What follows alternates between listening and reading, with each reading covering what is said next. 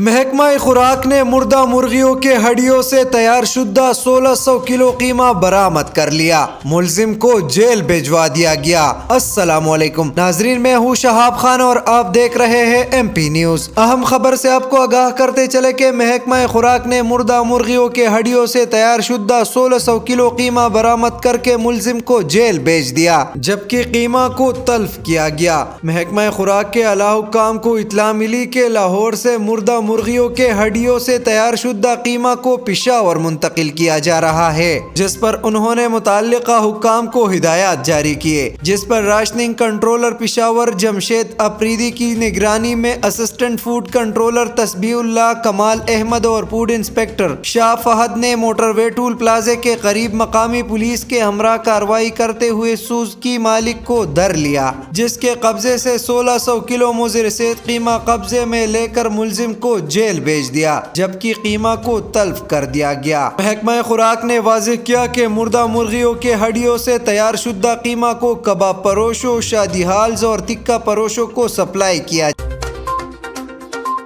M P news Swat سمیت ملکی اور غیر ملکی خبریں آپ تک پہنچائے سب سے پہلے۔